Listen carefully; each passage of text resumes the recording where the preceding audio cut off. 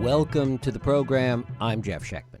Most of you have heard about the butterfly effect. The butterfly flapping its wings in New Mexico can cause a hurricane in China. It may take a very long time, but the connection is real. If the butterfly had not flapped its wings at just the right point in space and time, the hurricane would not have happened. It's how the world today works, except with modern communication, it happens at warp speed. Coronavirus and terrorism are just two such examples. Even for those that try and eschew globalization, the protest is futile. The world, its people, its governments, and yes, its companies are deeply interwoven and interconnected. It's why we do ourselves such a disservice as citizens and as a nation if we don't truly understand the world and our place in it. Few understand this as well as my guest, Richard Haass. Dr. Richard Haass is president of the Council on Foreign Relations. He's an experienced diplomat and policymaker who served as a senior Middle East advisor to President George H.W. Bush and the director of the policy planning staff under Secretary of State Colin Powell. He is the author or editor of over 14 books, including A World in Disarray, and it is my pleasure to welcome Richard Haass back to this program. Richard, thanks so much for joining us. Thanks for having me, Jeff. Well, it's great to have you back. Have we learned finally, maybe as a result of this virus, and I guess we didn't learn entirely from terrorism, that borders don't matter sometimes, that the world is deeply interconnected? Well, should we have learned that? Yes. Have all of us learned it? No. But that is the lesson of the pandemic. As you say, it's the lesson of climate change. It's the lesson of 9/11. It's a lesson of a lot of history. That what starts in this case in a city in Wuhan, China, doesn't stay there.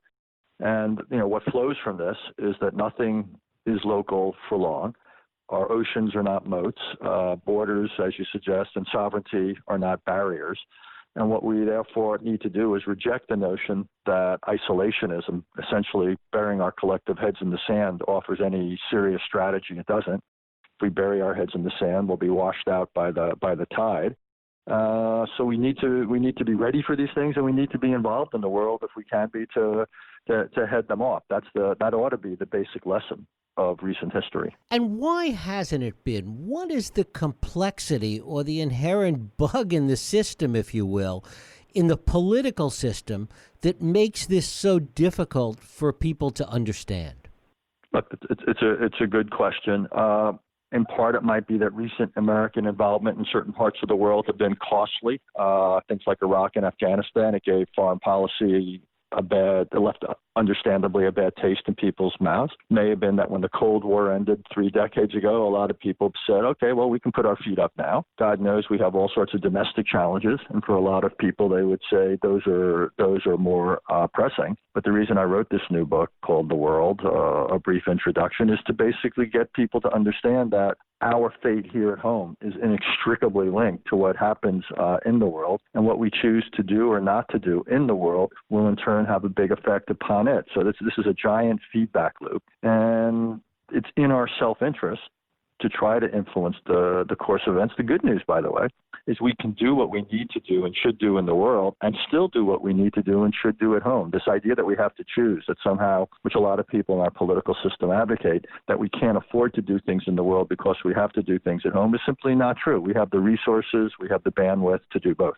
Can we separate, though, the reality that the world is as interconnected as we're talking about and defining our place with regard to the U.S., first of all, defining our place in it? Talk a little bit about that. Absolutely. The first is simply is a fact of life. The world matters. Globalization's a reality. But then we get to your question, how we respond to it, what policies we put in place. That's a choice. And that's a serious public matter. What should be our priorities in the world? Some would say, for example, it should be to promote democracy. The president would say it should be to promote American exports. Other would say it ought to be to keep the peace.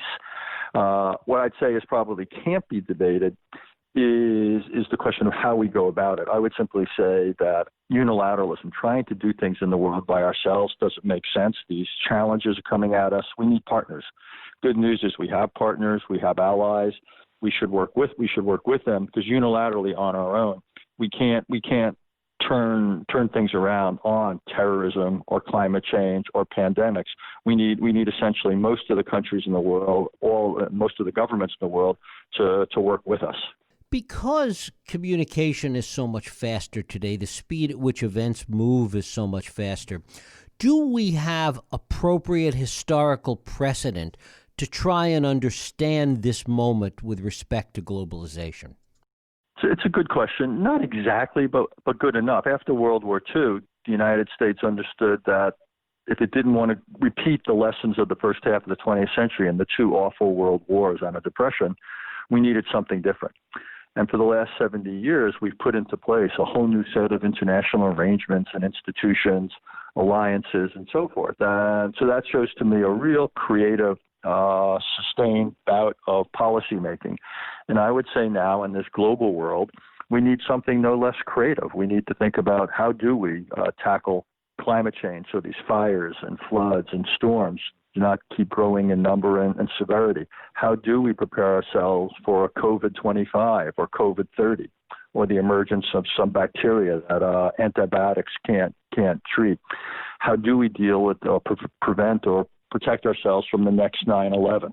So the answer is yeah. I think the historical precedent is that we've got to be creative and we've got to work with others. And the last thing we can do is somehow assume that what's going on now is an exception, that it's a one-off.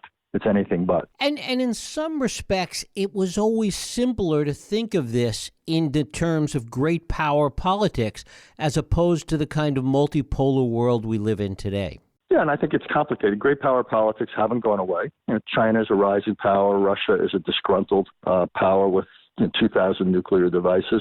So we still have the old security agenda. North Korea has nuclear weapons. Iran may want them. The challenge is how do we deal with the old agenda? At the same time now we deal with this whole new agenda with all these global issues. And what's going to make it even harder, quite frankly, is dealing with both agendas at a time that we're stretched here at home, that we're spending trillions of dollars on the American people and businesses. We've got, unemployment rates of 20-25%. So coming up with the resources and the bandwidth to deal with the world at the same time we've got to deal with these challenges at home ain't going to be easy, obviously, but it's necessary because, again, the lesson of this crisis is that we ignore the world at our peril. And what is that peril? How much worse does it get if we try and pull up the drawbridge, if we really don't accept the reality of what we're talking about? Oh, I don't even want to contemplate it. Could have multiple terrorist attacks on the scale of 9/11 or worse, terrorists to get a hold of much more dangerous devices. We could have future pandemics. Climate change is probably the most obvious crisis because this is a slow motion crisis. It's coming at us every day, every week, every month, every year. It keeps getting worse, and it's gaining ground. And the options don't get better with time. The options get narrower. They get more expensive. They promise you less, but they cost more. So time isn't on our side. The trend is not our friend here. So yes, things can get a lot worse, and things will get worse unless we start acting now. The good news is it's not too late. This is not. I'm not a fatalist. What I am, though, is that someone who believes that decisions have consequences. So what we do and what we decide not to do will be truly consequential. And yet this pushback to globalization, this trend towards isolation, is something that we see happening not just here in the U.S., but around the world. Yeah, it's the reason I wrote this new book about the world, because I worry that too many young people graduating from high school or college learn nothing about the world. I think our educational institutions are letting our people down badly by not requiring that they study the world. Our major media barely covers it. So it's out there, but you have to go find it, and it's not easy.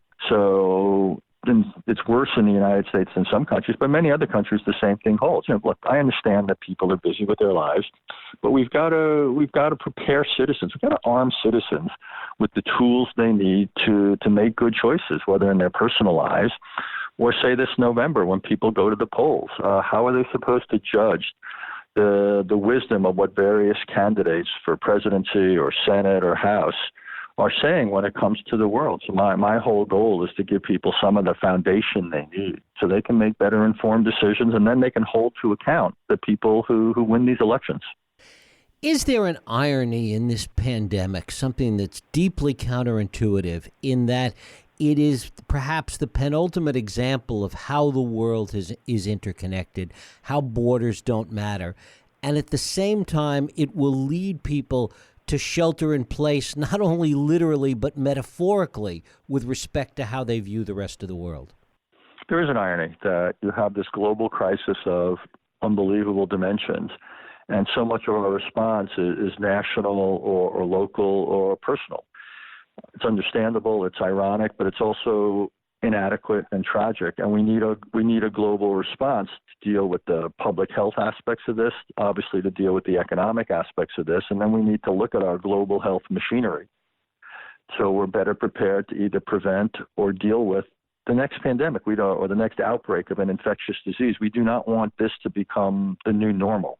It's just too expensive in terms of life and economics. With respect to economics, talk a little bit about that, because one of the potential dangers is that the economic devastation from this will be also counter to the reality of the world having to be more interconnected. There's so much talk about the costs of this from an economic point of view to Europe, how it will impact the European project and how it will impact the rest of the world in that regard, because it will be so devastating economically. Well, it will be devastating economically, and a lot of countries that are already rocky in terms of stability could go over the edge, could cause massive flows of refugees, could create spaces for terrorists and other drug cartels to grow up in. The only way the world is going to get through this is going to be with massive economic help provided by the wealthier countries. So we're going to have to go into further debt to do it. I understand that. It's temporary, and hopefully then these loans will over time be repaid back. Well, and ultimately we need these economies to recover if we're going to, for example, be able to export to them, if they're going to be strong partners in dealing with us on a whole range of challenges. So this is a temporary setback, and we're going to have to first provide relief to workers and businesses like we're doing in this country. Then we're going to have to recover here and around the world. But we've recovered from wars in the world wars in the past. We recovered from the 2008 financial crisis, so we can recover from this. You talk about the whole world. You hopscotch around the world in the world, a brief introduction. Talk a little bit about Europe and the impact that you see all of this having on Europe specifically, and its interconnection and the European project in general. Well, let's take a step back. Europe is one of the great projects. It's one of the great pieces of creative foreign policy making. And after World War II, twice earlier in the century, Europe was the venue for these terrific world wars, just awful in their scale, their death tolls. And after World War II, the leaders of the new Europe essentially decided to weave together their economies so war would become impossible and unthinkable. And here we are, 3/4 of a century later, and guess what? It's worked.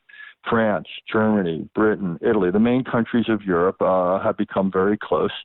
Obviously, with Brexit, the Brits are now moving in the opposite direction. But major war in Europe among the European countries has become unthinkable. I think the challenge now, though, is that the European Union, this project that's done so well for 70 years, has hit something of a wall.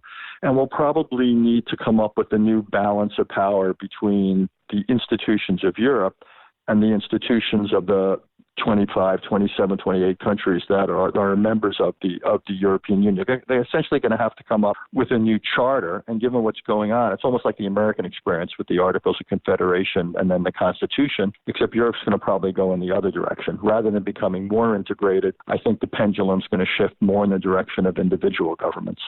Given the level of interconnection, is it easier for those that want to destabilize the world to do so, thinking specifically about Russia, but really in a broader sense as well?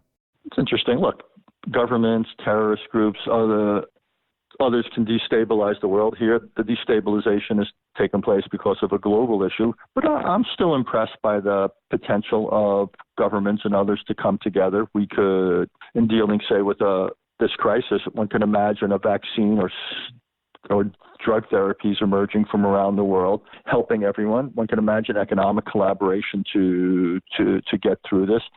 The potential for collaboration in to meet every other global challenge is there. The real question is whether we meet it.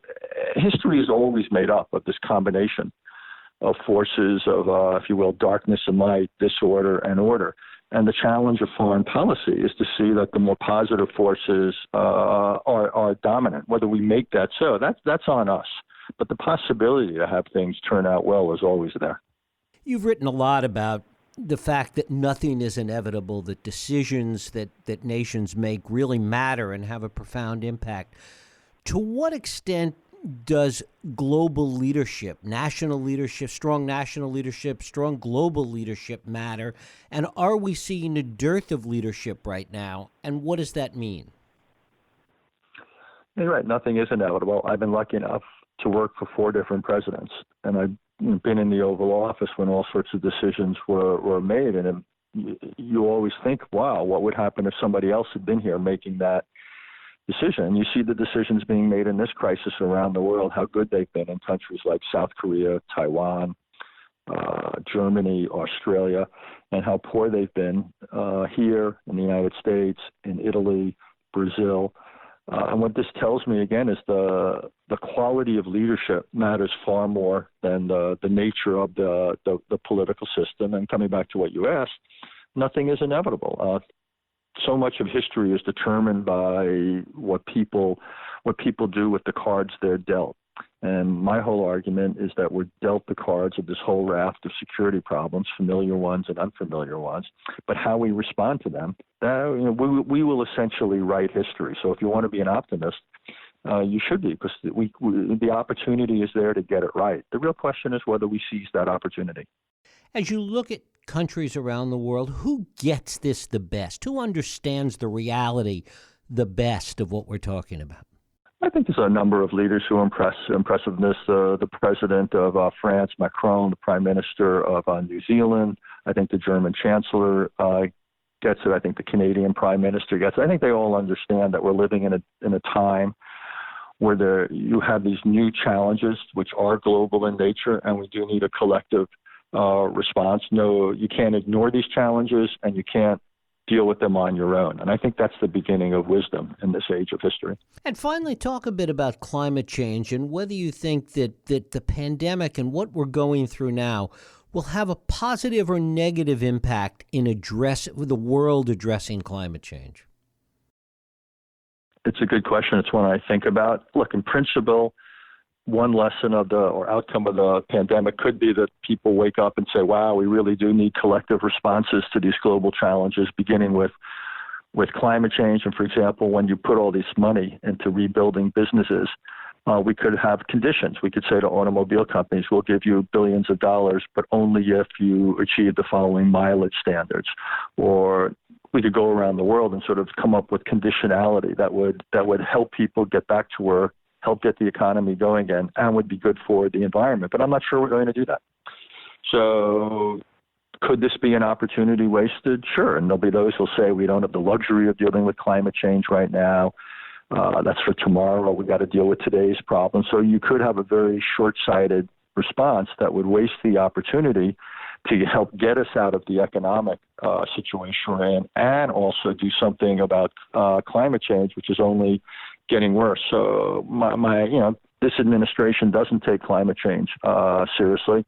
So I would think that so long as this administration is in power, we're unlikely to see the response to the pandemic be coupled with a creative response to climate change. Richard Haass, his latest book is The World, A Brief Introduction. I thank you so much for spending time with us today. Thanks so much. Really enjoyed talking with you. Thank you.